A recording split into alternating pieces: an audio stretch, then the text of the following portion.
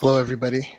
We'd like to thank you for observing that moment of silence with us. We'd like to welcome you to the Unashamed Truth podcast. It's been an eventful week, to say the least.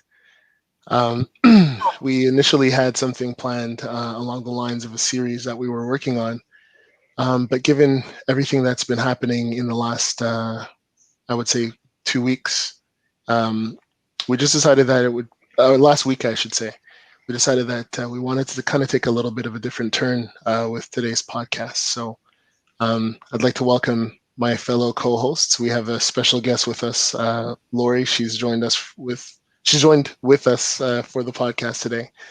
And of course we have Gift and we have Dwight. I think Dwight's on mute. And yeah, so we're just really happy that everybody can join us for the podcast today. Welcome, guys. Welcome. Hello. Thank you. So this is usually the part where I like to say, hey guys, how was your week? I think a lot of us spent our week kind of glued to social media, the news, and reading different articles and seeing different things happen that have been kind of maddening and sad. It's been a rough one, honestly. I'm not going to hide it. I'm not going to deny that it's been probably one of the most challenging weeks for me personally. And I'd like to hear how it went for you guys. Yeah, it's been heavy, man. Yeah. It's been heavy. It's been hard to sleep at night. Just the mind is constantly racing, thinking about the families, thinking about the blatant racism, the blatant hate that these white folks have on our brothers and sisters who've lost their lives. Mm-hmm. And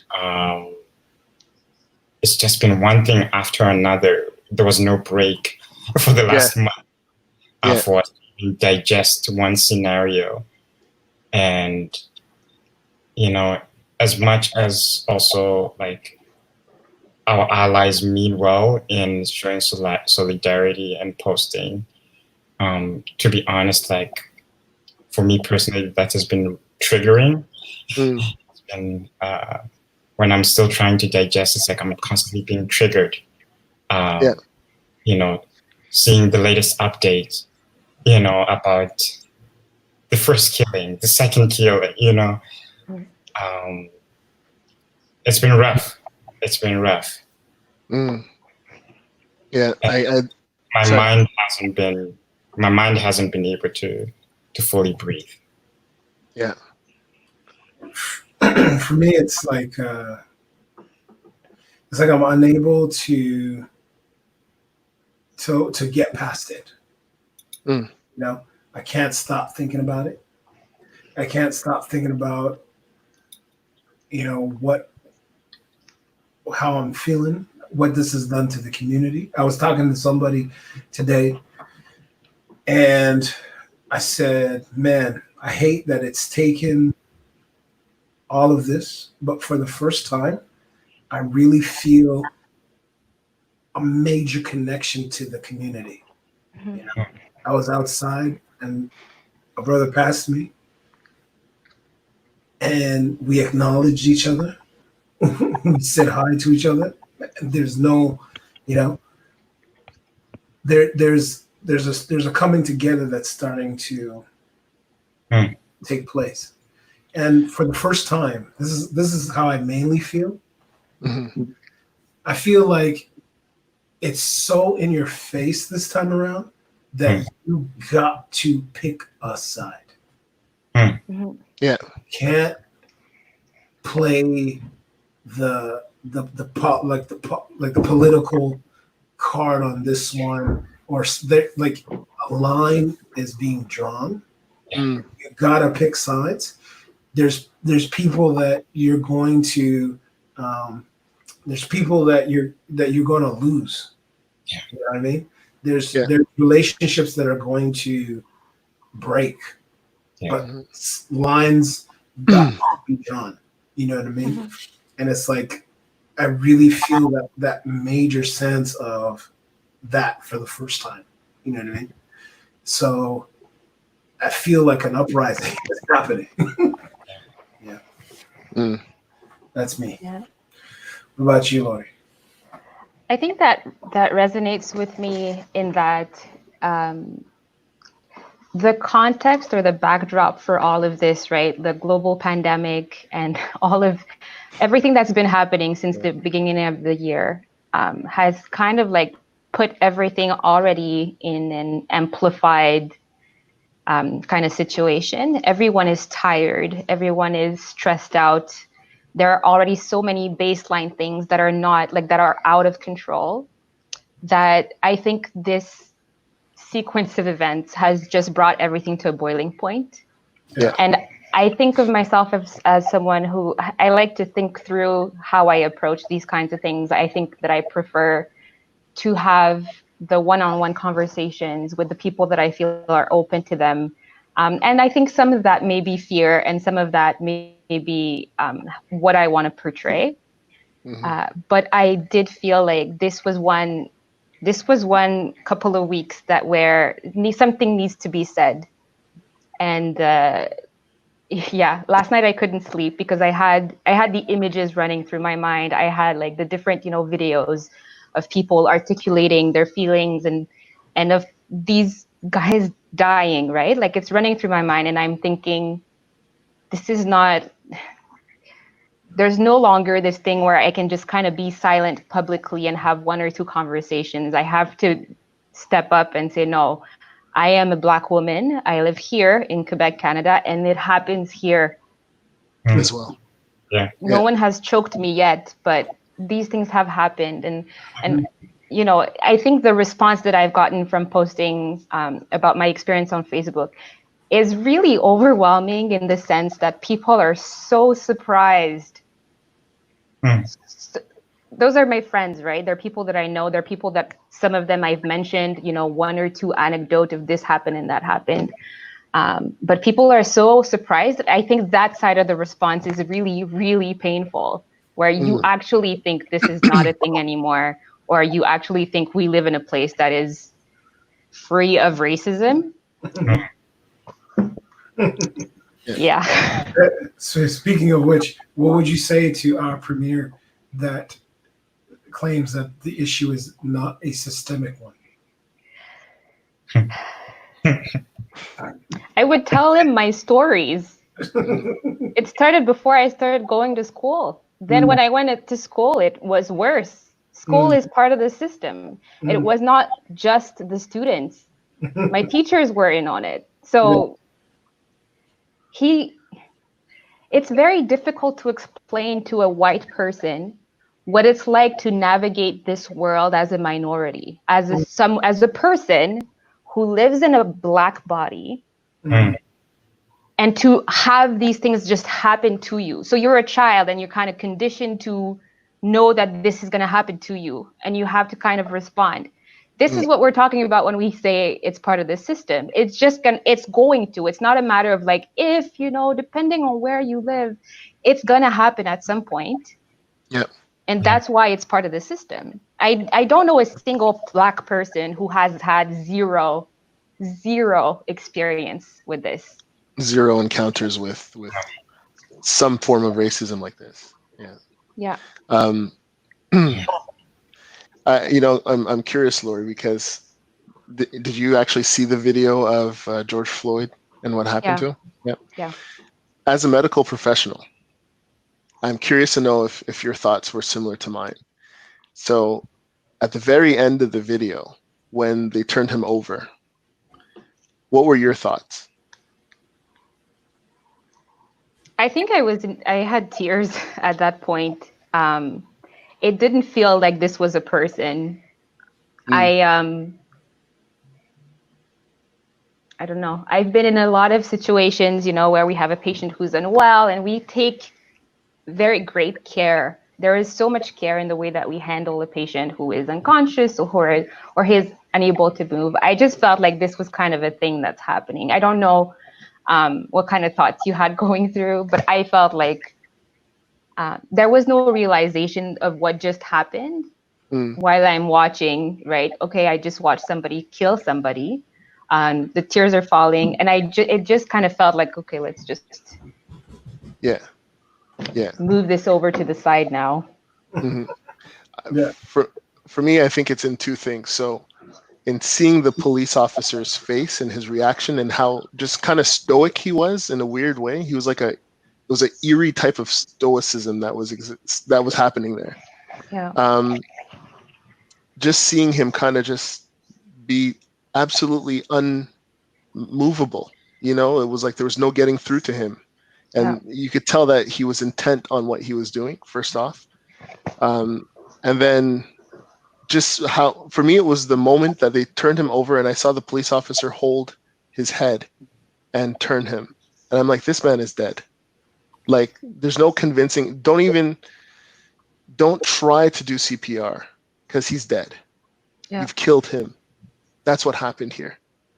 And I think that was the thing that was the most troubling about it. And I remember it was one of those times where, you know, you're kind of doing a million and one things. And then all of a sudden I saw that video and it was just like, that I just could not handle what was happening on my screen. And it was one of those things where you have like tunnel vision because you're locked in and you're like, what is this? What's happening? You know? You couldn't look away. You couldn't ignore it.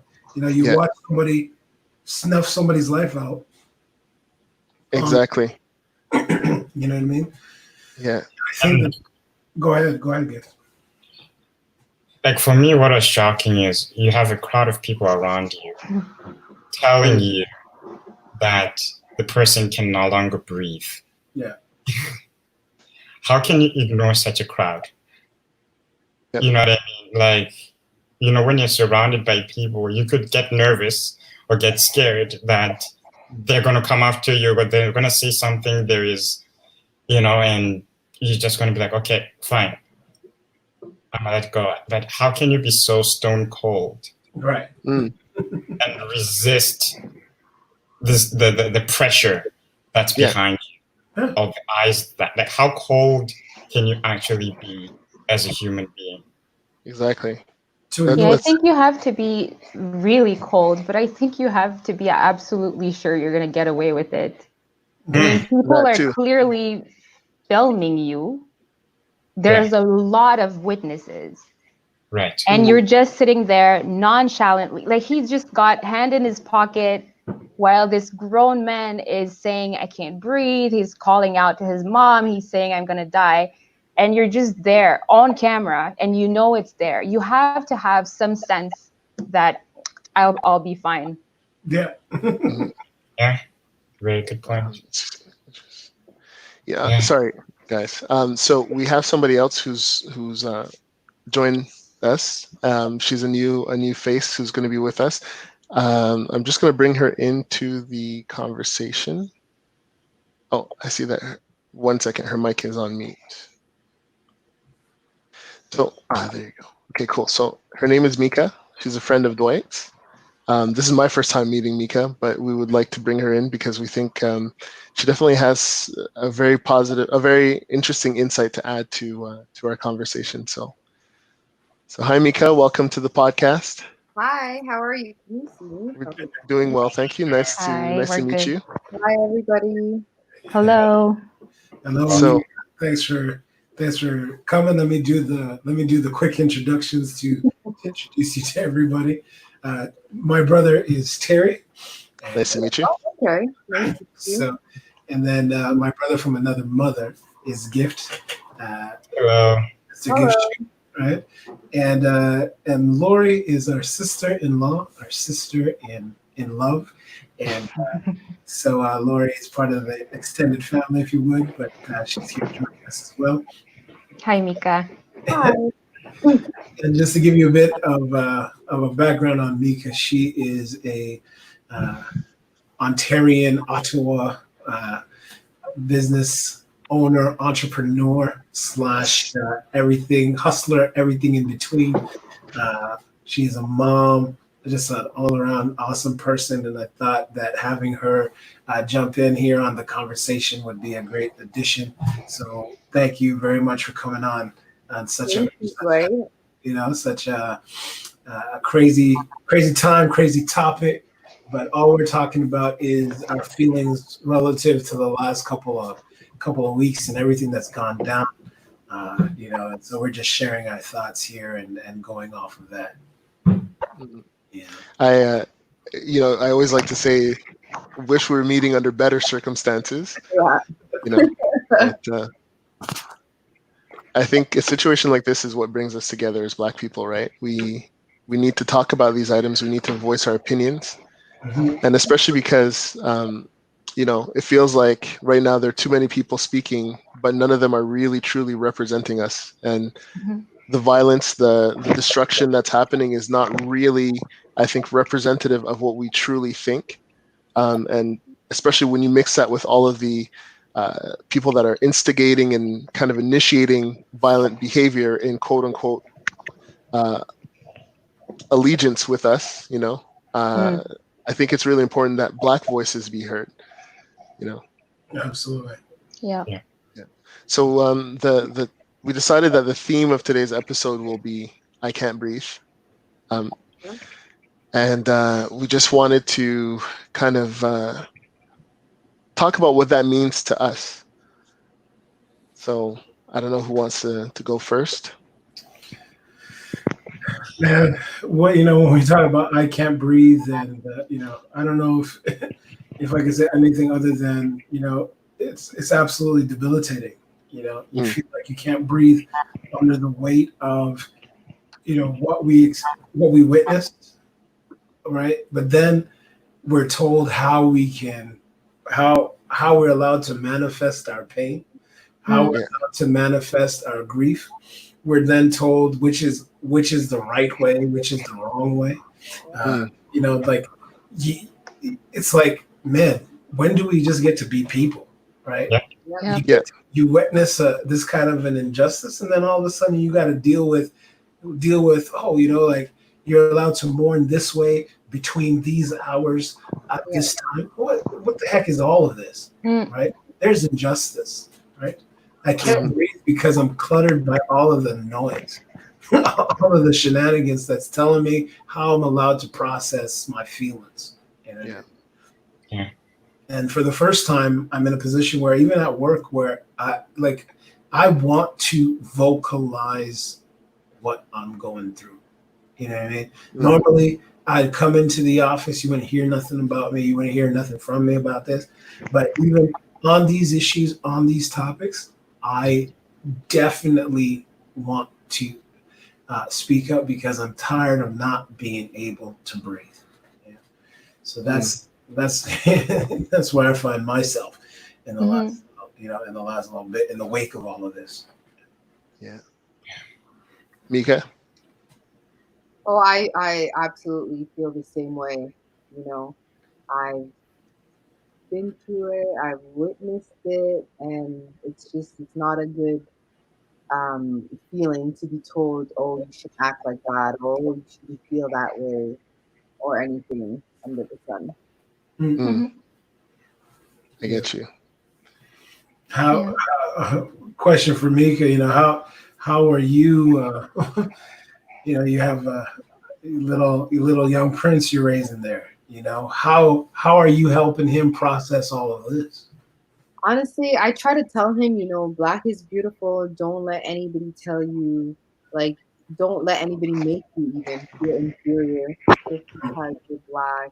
We're pretty much born with a strike against us. I don't like to say it, but it's true. And at the end of the day, as a Black mother of a Black child, and I have a Black husband, it's fearful. We live in America, but even in Canada, we still have racism. We may not have it to that extent, but it doesn't mean it doesn't hurt any less or it doesn't affect us any. Yeah. Mika, I'm curious, what sort of questions do you get from your kids around what's been going on? Thankfully, we do not have cable. So he's only 7, so he doesn't really understand as to why people look at him a certain way or why they tease him about his hair, his kinky hair and stuff like that. He doesn't get it to that extent as yet, but it's getting there. The questions are starting. Like, sometimes he'd be like, "Mom, like, can you button up my shirt all the way because I don't want anyone to see my brown skin." And be like, why? Mm. You have to say, black is beautiful. Don't let anybody tell you that black is not beautiful. Why would you feel that way? Who's talking to you that way? Like, what are you hearing? What are you doing? You want to try to them, but you can't. Like, it's gonna get there eventually. That I can totally relate, because that's the same exercise I have to do with my kids. Yeah. And just I think the big thing is like my daughters go to a daycare. Yes, it's multi-ethnic and so on, but they go to a daycare where there's a lot of kids that have actually started to say some kind of out there things, you know what I mean, and have sometimes made have said some stuff to my daughters that are just like, okay, where does this come from? And you realize that it has to come from their parents. Yeah. You know what I mean? It has to come from things they hear their parents say.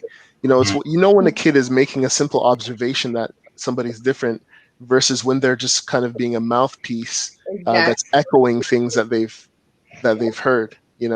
And my kids, Mika, my kids are 2 and 4. So just to see that, like, already I've had to have those talks with my daughter and with my daughters and reassure them that, yes, you're beautiful. And I've told them out front, if a friend says something to you, that hurts your feelings, if they make fun of you, they're not a friend, and you don't need to be friends with everybody. Exactly. And I tell my son that too. You do not need to be friends with everybody. You don't need everybody on your side. You have to stand for what you believe in. Exactly.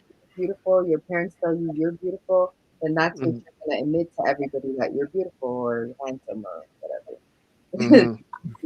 But actually, I had a situation like this. My son was, I want to say, about 2 years old. He had a big afro. He had a lot of hair. And I sent him to school. He's a boy with an afro. And one day I came to pick him up, and his hair was in a ponytail. And I was like, why is his hair in a ponytail? And I'm thinking to myself, he doesn't like to be combed, so you must have made him cry to get his hair into a ponytail. And he was at daycare. So I asked a couple of the staff who put my son's hair in a bun. And they're like, I don't know. Finally, I spoke to one of them who said, I did. I was like, why did you feel the need to put my son's hair in a bun? She was like, oh, it was distracting to the other students. Oh. Was the last day he saw that daycare.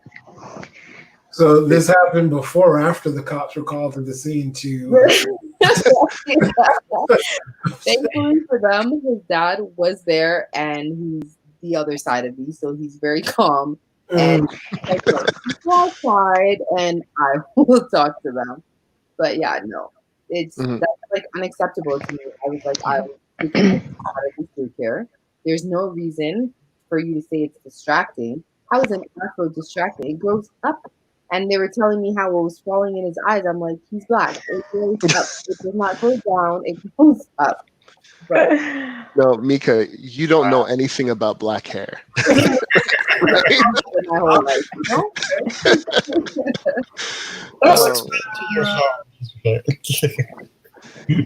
And you see, look, that when we talk about not being able to breathe, that's the type of nonsense we talk that we also mean, right?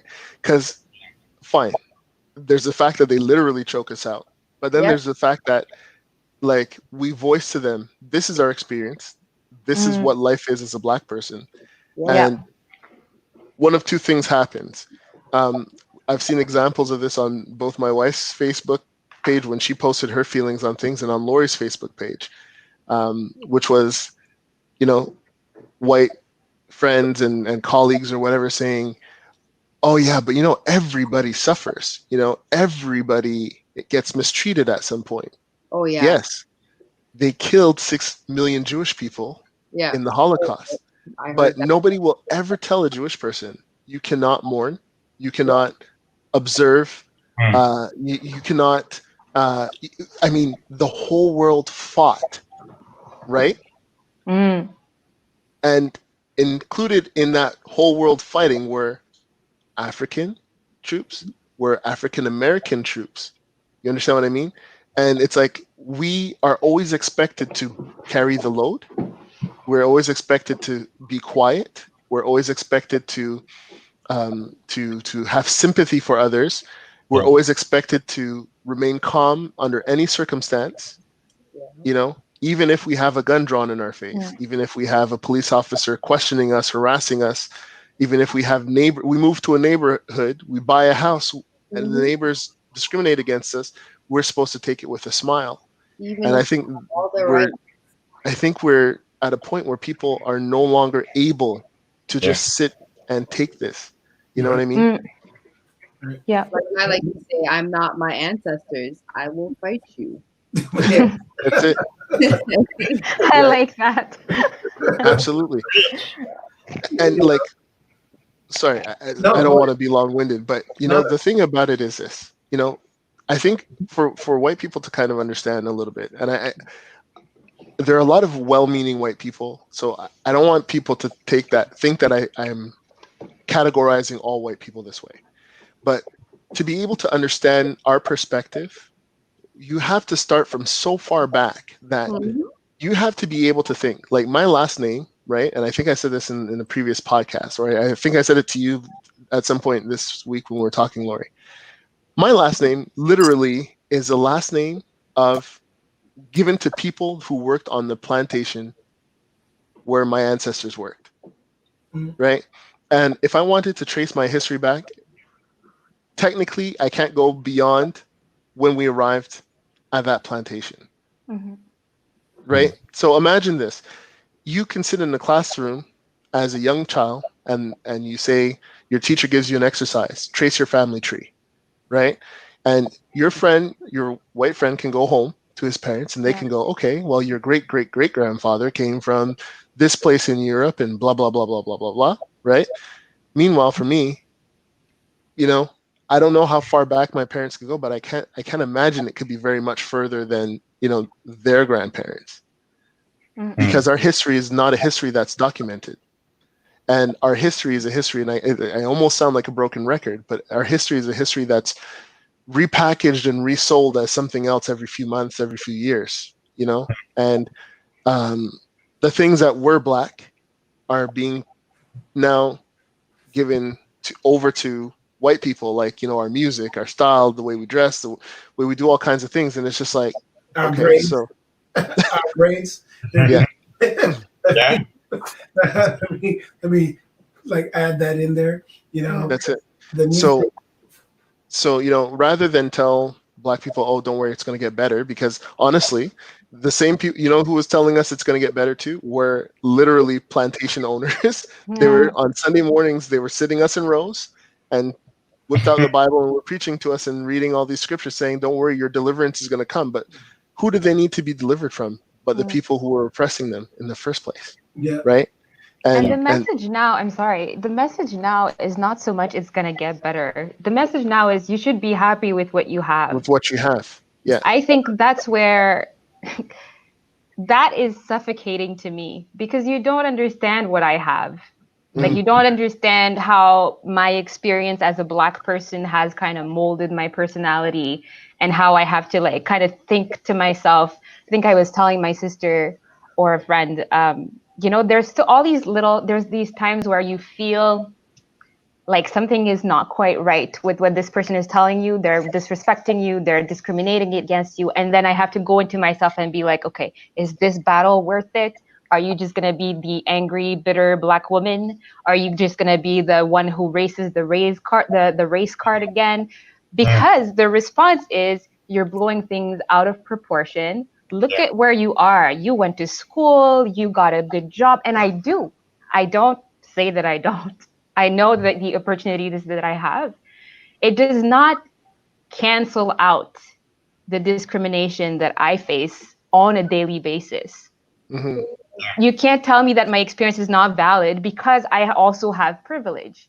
Yeah. Like I'm the one who gets up in the morning and I navigate this world with this skin color.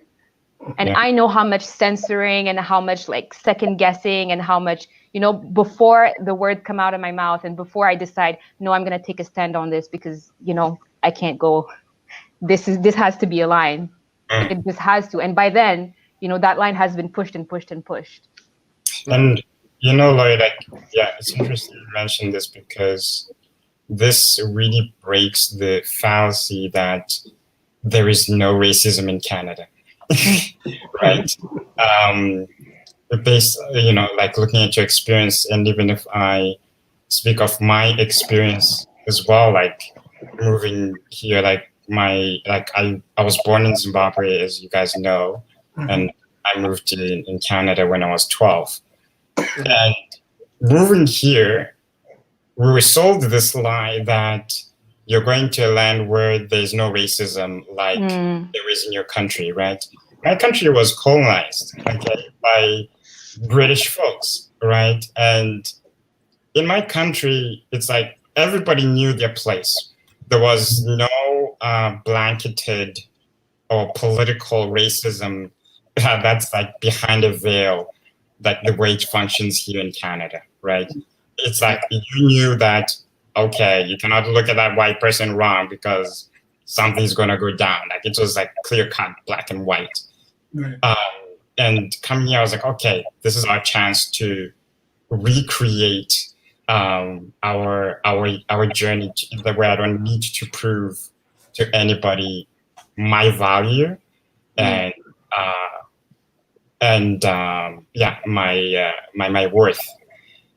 And as I mentioned, I think a few episodes ago, when I was working one of my first few jobs, someone telling me that please do not do any major projects until we know what you're really about and what your credentials are, because it makes us a little bit uncomfortable. Look, man. Smack people, man. I'll share this First story. week of work, Yeah. Wow. I sat in a room once with some peers, and we're doing a round table and we're all kind of talking about our work experience and all this stuff. And here's the thing, okay?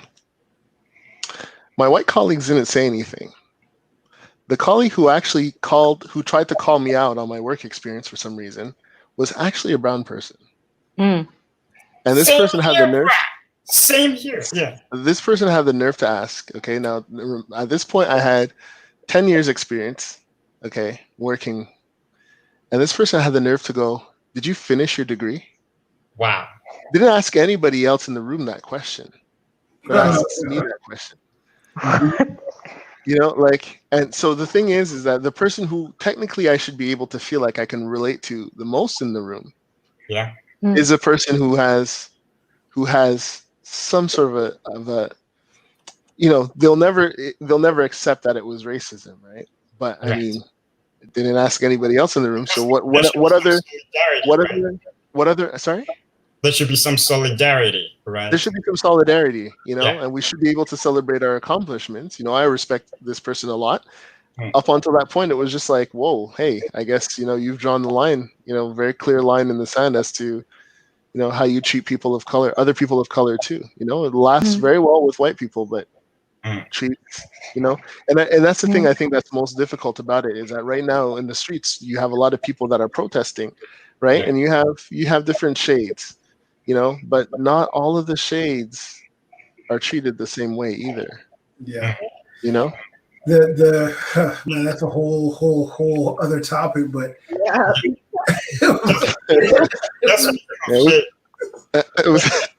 Just one thing I want to highlight with what Terry said about speaking of shades. Yeah, this very much brings up a very important conversation about how Black folks are always placed under the category of POC, right? Person of color. Yeah. Mm-hmm. I think it's super, super important, even like us as Black folks, when we speak about Black issues, we highlight the fact Black. Yeah. That's super important. Like, enough is enough to go in and say that person of color, or as a person of color, as a Black person, because our experiences are all different. Yeah. I don't personally. I don't like to be referred to as a person of color. Yeah, irks me. Like it truly irks me. Like I'm always correcting people. Like no, Black. I'm Black. Yes. Black. Yeah. And you know what's so funny is how people treat their oppression as if like they like to still make the distinction. So watch this. A few years ago when I was in Florida, there was this big controversy because for Pride, right, they had the rainbow flag, but then they decided to add the colors black and brown to the rainbow flag because they wanted to also recognize the struggle of Black and brown gay people, and people lost their minds. Not all. Yeah, people, they're gay. They're just gay.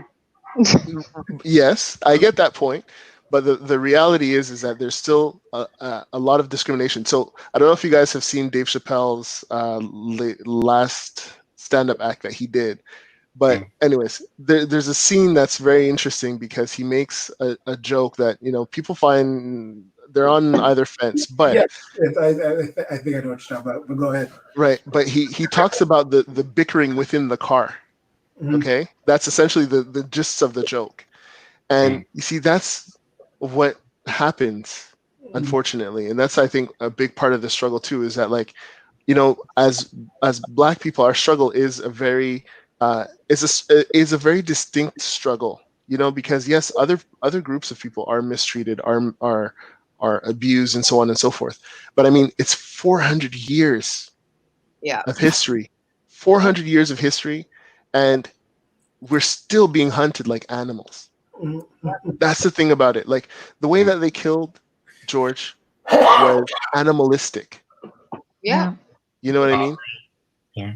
The way that they hunted Aubrey, I literally with shotguns, right? I mean, you know what I mean? Like, that's the thing. And our struggle, when we say that we can't breathe, it's because there's so many people trying to take room on this subject, and they need to just let Black people speak and say what they have to say. And the only position really that they should take is one to say, I'm listening and I've heard you and I'm accepting what you're saying. Because it's one thing to say, I understand. You'll never understand. I'm sorry. But regardless of what you go through as another minority group, you kind of won't ever understand what it is to be Black. Because growing up as a kid, I had friends who were Chinese, but my Chinese friends, their parents said some very negative things about Black people and called us monkeys and called us all kinds of stuff. You know what I mean? So it's like, fine, you go through discrimination too. We're seeing it right now with this COVID situation. But I mean, even your people mistreat our people, you know? So, like, let's talk about that. Let's acknowledge that, you know? You know, the major part of what you're, you know, we were talking about this now too, you know, I wanted to highlight that is, you know, for so many Black and brown people, right?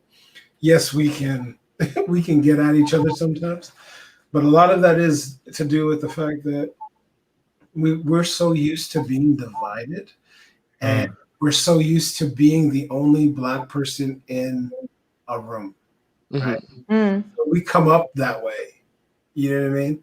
So what happens is we're so used to being that person that when we encounter another person, and before I mentioned, we also kind of conditioned to, it's only the Black people from my kin that are trustworthy, right? Because we've been taught by the communities we live in that you can't trust the others. You know what I mean?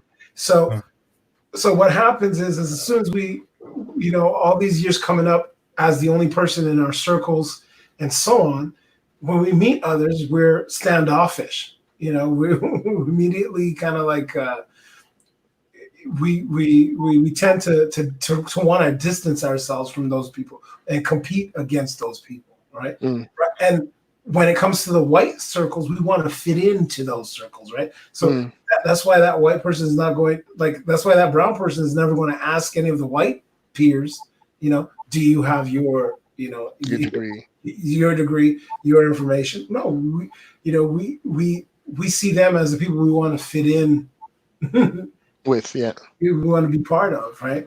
So everybody wants to cuddle up next to master, right? Exactly. That's really what it is. It's that slave-owned mentality. You know what I mean? So then when these kind of events that over the last couple of weeks begin to shake us up out of our slumber finally, then we realize, man, no, I'm not alone. You know, I'm not alone in my thinking. The other communities have been on the same page the entire time. The other Black folks in the other areas are on the same page, feeling the same hurt. And this finally is kind of breaking down those segregated walls that lived within our own communities. Yeah, absolutely. And that's what it's starting to finally do. Yeah. You said something very very important at the beginning, and I want to echo it. And it reminds me of something that a video that I watched this past weekend of actually a pastor who's Fabi and Lori's cousin, and he was expressing, he shared his views on police brutality, and he shared an experience of his that he'd been through, and he urged at the end of the video that we as Black people take the time to acknowledge each other, like you were mentioning before, and that we take the time to reach out to our brothers and sisters. And I think more than ever, this is a time where we need to do that. You know, there's so many. And he made such an eloquent point where he said, he's like, you know, most people identify with the territory from which they're from, you know, Montreal North versus Saint Michel versus, but he's like, if I asked you to show me on a map where these places are, you couldn't even show me, you couldn't even delineate them for me, right? And that's the thing, is that we are so, like you said, used to living in this divide and looking out for our own and fending only for ourselves. We need to start to really think about each other. You know, that's it. The segregation that we want to defeat has to start with the segregation of ourselves. We need to break down the walls that exist between us as Black communities. From one to another, we need to become unified, and that is how we're going to defeat the bigger monster. You know what I mean? Well, there was a documentary I watched a long time ago. It's going to sound silly, but it's related. Trust me. It was on Netflix, and it had to do with General Tao.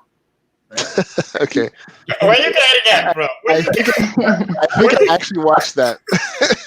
Where are you getting over this? It was the origins of General Tao, where it came from, how it came to the United States, and how it became like basically the second most popular dish after pizza. Right? It was the whole backstory of this thing. And none of that is important. None of the history of that is important. But what is important is, apart from making me hungry, is the fact that at one point they show you how the Chinese people had a network, and basically the Asians that were coming in, right, from overseas or wherever they were coming from, they would be able to come into this network, and from this network, be trained, be equipped, and be assigned a zone, an area where they could go and open a restaurant or become an understudy.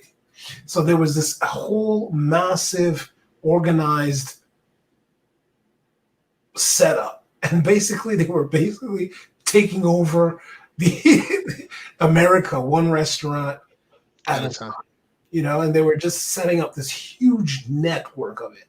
And it was so massive and so impressive. And I said to myself, man, if our community would be able to do that, to organize ourselves to that extent, where people that were coming in, forget people that were coming into the country, man, that we just organize ourselves within North America this way, you know, and set each other, help set each other up to that extent. Man, there's no telling where we could be in 10, 20 years from now, right? And so I see that, man, and it comes back to this. The Black community has to tear down its own walls. Yeah. I'm torn. I want to give somebody else a chance to respond because I don't want to make this a two-way or three-way conversation. So I want to hear from everybody else, but I'm going to share why I'm torn after. I'm actually also a little torn, I'll say. I agree that we need to unify and start like having each other's back. I think it's very, very clear how I have experienced as a Black person. You know, your subject from last week was like not being Black enough. All my life is the type of music I listen to. It's the neighborhood I grew up in. It just wasn't, you know, the Black thing. It's where we went on vacation as a family. You know, we didn't go to New York or Miami. We went to Gaspésie because my parents are fancy like that, right? So like the other Black people at school would be like, "You went where? You did what? Why?" And so definitely there is that kind of a breaking up of like what Blackness is supposed to be, and you need to fit that mold. And if not, then you're not really one of us. You know, I think I've seen kind of that side. And then without any unity, I think that there is very little chance of accomplishing anything. However, what I want to say is this is not something that we can do by ourselves either. And there's a number of reasons, I think. There's one thing that just kind of popped into my mind, right? Like when you say, for example, Chinese people would come over, so there's this network, you know, they know where to go. It's Chinese. You can see that with, you know, Korean people. You can see that with Vietnamese people. They kind of know where to find each other. Now, this is far back, but Black people came from all over Africa.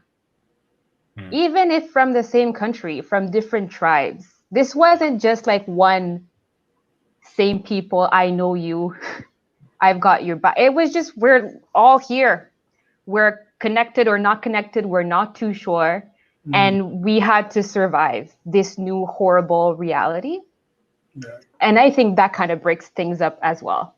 On top of, you know, how the white master is going to be like, this one is lighter, she's probably better than the others. And us kind of internalizing that, you know, the darker people are not as good and this and that.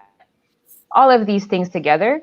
And then the other side is I see plenty of my white friends who are so hurt with us, who don't know what to do, who don't know what to do with their whiteness, you know, like who kind of have this, like, I am ashamed. I want to do something, but I know that I can't understand. What can I do? I got a number of messages today following my post. One of them was from this lady that I know from multiple like social justice things that I've been involved with. And I know that her heart is for any marginalized people. She's always, you know, advocated for like First Nations, for Black, for poor people, anyone. And she seemed to be in some kind of distress. She was like, I want to help. I hear you. I'm so pained by what I see. I want this to stop. Like, we're Christians. We need to figure this out. And the wording that she used, and like, I saw her heart, but the wording that she used is, we need to get together and we need to undo racism. And that, you know, we can't undo racism. It's happened. It's already happened. Yeah. You can't undo it. It's part of the past, it's part of the present, and it is unfortunately still part of the future. It's learning what it is, learning to deal with it, to process it all together. Because we need to process it as Black people. We need to understand what it did to us and how it made us who we are and why we respond to things the way we do. But we need white people to understand where they're biased. And the white people who say, I have Black friends, I have no bias, I have no prejudice. They have, I have prejudice.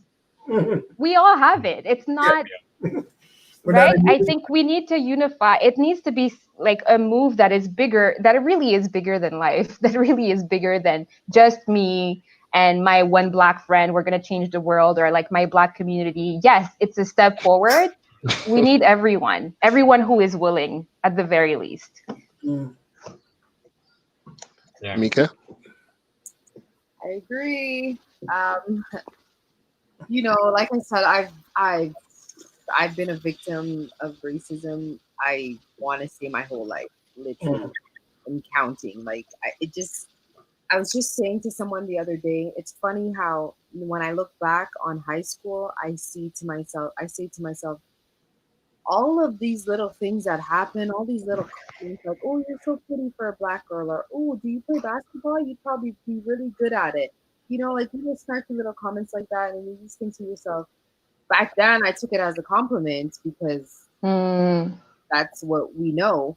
But in reality, that is like, that's something really racist to say. Like, just because I'm Black, I can't be pretty, or because I'm Black, I have to be good at a sport. So, or you're so well spoken. Yeah. Yeah. Yeah. Yeah. Yeah. Yeah. Oh yeah. You went to university? Yeah. Finished? Mm-hmm. How was that? Like, yeah. Why was it for you? It's not how it was for you. I agree. It's not gonna take this one person. But I also have an issue with, you know, there are Black girls or Black people who feel like this is dumb. Like, what do you mean? Like, you know, we don't suffer racism, or you know what I mean? And it's like, why are you so uneducated? Why are you even putting that out there to the universe that we don't suffer racism? Of course we do. We did before, we do now, and we're always going to. But it has to be more than just, you know, all of us trying to come together and do something about it. I feel like it's owed to every Black child, every Black person out there to know that you don't need to feel like you can't do something because you can, just because you're Black. You don't need into that stereotype. You don't need to rob anybody, or you don't need to feel dumb because you're the only Black person, or you don't need to feel like you need to play sports just because every other Black person did. You know what I mean? Everybody's able to do whatever they want to do as who they are, and not because they're Black. Yeah. I agree. And just to piggyback on that, it just made me think, you know, how so I was insulted and mocked and, you know, called, you know, my skin was dirty and all of that, all of the things in the book, right? But it's not just the overt insults. It's also like the passive, like when you were actually good at something. So I remember I was a good runner. So I was good at some sports, not all the sports, but some sports. And I would hear people say, well, of course she can run. She's Black. Yeah. Which in that moment, I think I was 11. And in that moment, I think it kind of broke something in me, because I was like, I'm no good because I'm Black. But when I'm good at something, it's not because I, Lori, am good at something. It's just, everything is because I'm Black. Yeah. There's no identity to me. So if it's good, it's due to my genetics. And if it's bad, is look at my skin. Yeah. I also got a lot of, you know, you're very strong. You're very strong-willed. Like, okay. Like, what does that really mean? Exactly. Is that you're just a Black girl with attitude? But it's like, no, because if someone else was saying the exact same thing as me, it would be perceived as, ha ha ha, Hannah, you're so funny. Yeah. Which is not okay. Yeah. Two things on that point. Yeah. So the coroner's report that initially came out about George said that, you guys know where I'm going with this. Yeah. He should have been able to sustain 9 minutes of somebody on his neck. And actually, if you think about it, it was really 3 people on his body applying pressure. And so that's one part of it. He's black. He must be strong. He must be able to sustain these things. He's a beast. But watch this. Here's another part where his race plays against him. Yeah. He had underlying health issues. Yeah. Common to black people. Yeah. Like cardiovascular, or he's hypertensive. Hypertensive, exactly. Thank you. I can think of the term. So that's another thing that his blackness played against him. Okay. Yeah. And it's like everything to absolve the white police officer with his freaking knee on the guy's neck. Yeah. And what I appreciate is that they're having a lot of police officers who've actually spoken out and have said, well, this is nothing. Nowhere in our training are we told that you can apply pressure to somebody's neck like that. And if you hurt a police officer, you are supposed to, by law, administer care. They did not administer care, right? So you look at these things and it's like, you're just like, you know, you don't know what to think anymore. Why I said, Dwight, that I'm on the fence about what you're saying is this.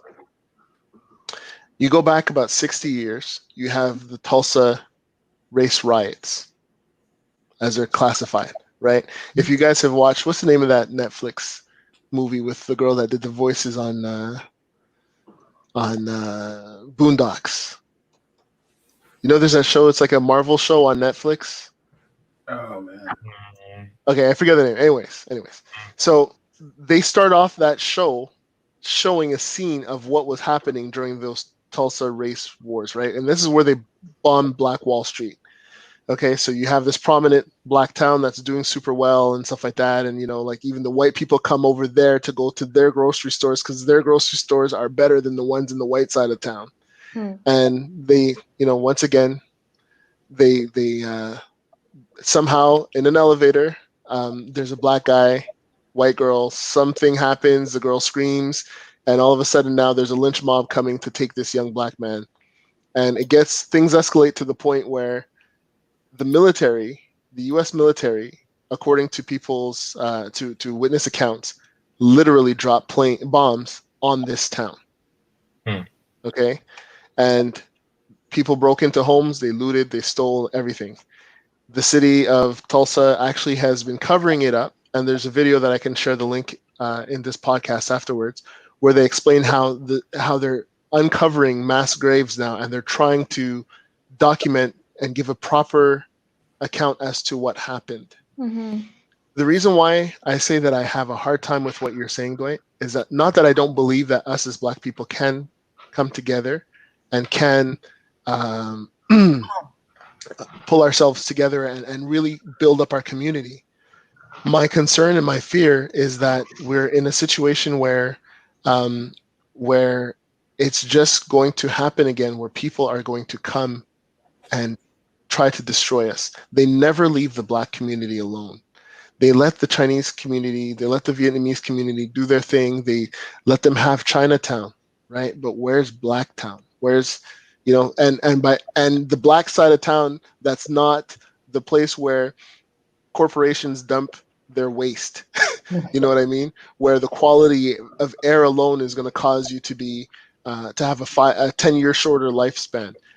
Where's the black part of town that's not the black part of town where there's food deserts, where kids can't recognize a tomato because everything in the grocery stores is packaged, right? Where are those black towns that are not like that? Right? That's what we need to address, you know. And when our black towns start to build themselves up, what happens? Look at Brooklyn. Dwight, you know what it was like when we went to Brooklyn as kids. I mean, black people were everywhere, right? And now we find ourselves in a situation where it's like, you know, Brooklyn is becoming gentrified, right? And it's harder and harder to find the black people. You know? But that's the thing is, so what's the solution to that, right? Where do we go from here? Nobody's going to give you these things.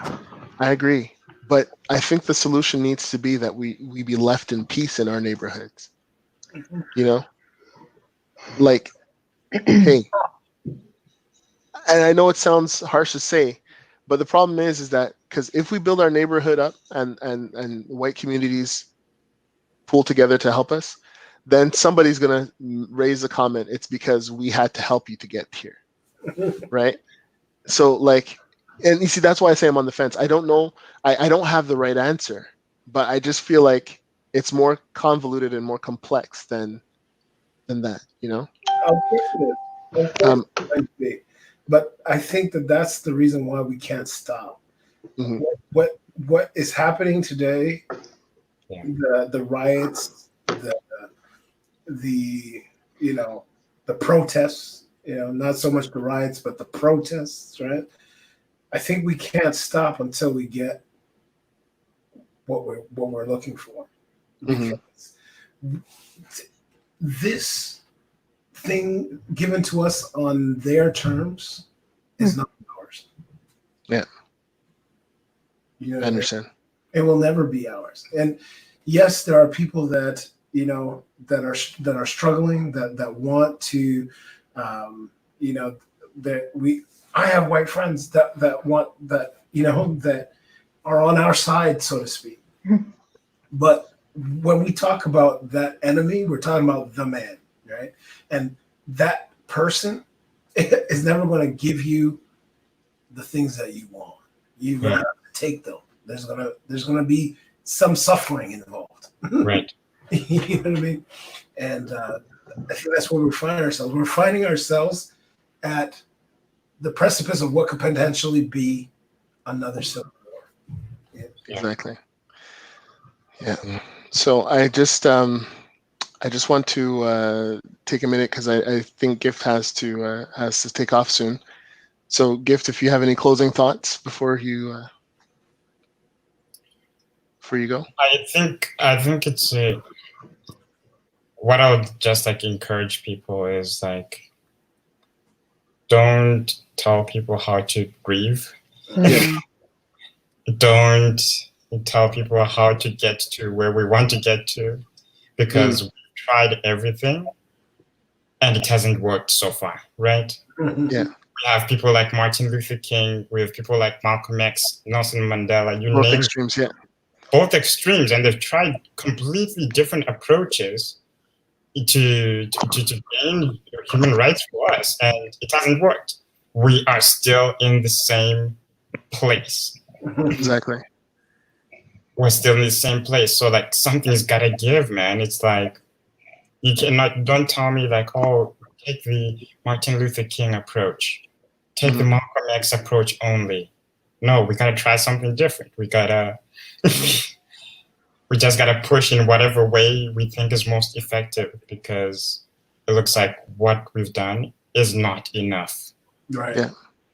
And we won't stop until we see results, until we see change. Those are my thoughts. Cool. So, well, I wish we could end on a little bit more of a positive note, but I think it's just been one of those weeks. But at least I feel good to have had a chance to open up and speak with some friends about what's going on. And Mika, I just want to just say, thanks for joining us tonight. Lori, thanks for making the time to join us as well too. And we hope to have you guys back. Yeah, for sure. Yeah, of course. we're already 2 for 2 with Lori, so we're hoping now that that's going to keep up. And Mika, you're welcome back anytime. We'd like to hear more about who you are, and meet and talk about things under more jovial circumstances. No problem, anytime. Cool. But I do have a question though. So yeah. I mean, it's just a general question for everybody Black. I'm just trying to figure out. I've been trying to figure out for a number of years now. Why is it that we're still being attacked? Why is it that we're still why is this happening? How come we haven't been able to stop it? What are we doing wrong? What can we do? I've been thinking about that for a long time, and I think it has to do with our ability to survive. Mm. We've been, what I mean by that is, and oh Lord, I hate this word so bad. But you know when you have like we've essentially been domesticated. Mm. Mm. And I hate that word so bad. But what's happening is, as soon as because we've gotten so used to adapting, so used to, they tell us they don't like our hair. Let's cut our hair off. Maybe they'll start liking us when we cut our hair off. Straight. Oh, they don't like the colors. They don't like our bright colors in our ancestral clothes. Let's wear different clothes. Let's look like them on Sundays. So all of this Let's put on our Sunday's best. Right. This adapting, it's like that relationship you're in that, no matter how much you bend, you can't bend enough. Mm-hmm.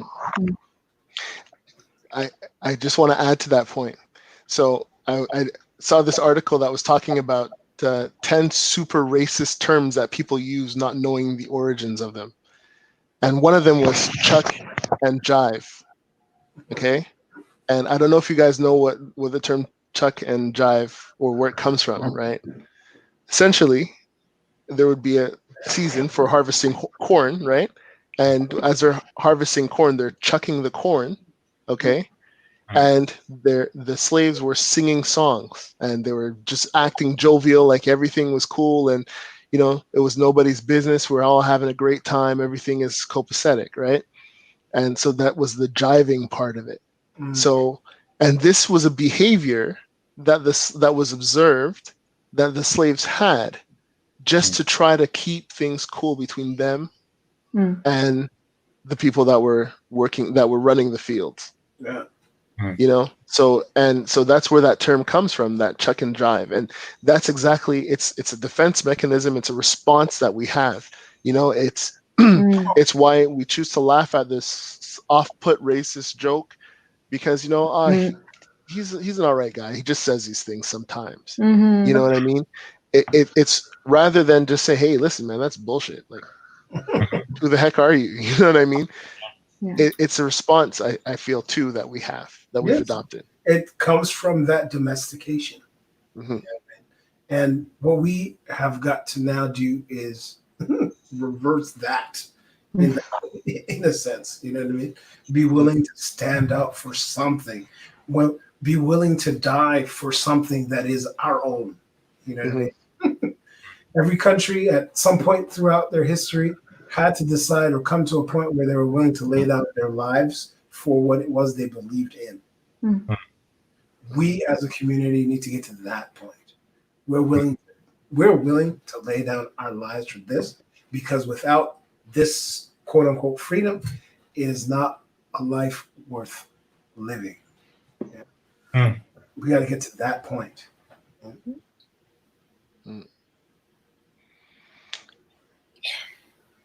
So I think that's where we'll end it tonight. That's a positive note. True. True. Well, I think it's better than saying, don't worry, guys, things are going to get better. Yeah. Yeah. So that's it. So, well, thank you, everyone, for tuning in tonight. I want to take a second to acknowledge the comments that we had. I felt that it would be better to leave this to the end of our conversation. But so one of our reoccurring guests, Fabi, said, she's happy to hear that we're talking about this tonight. So shout out to Fabi. And Chris Matthews. Charles Matthews, my bad. He's applauding how we started the episode. So thank you for watching, Charles. And we appreciate you taking the time to kind of hear our perspective on things.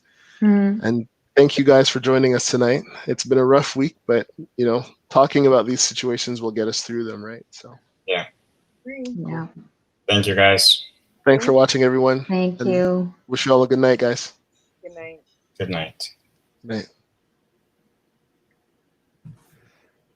Okay.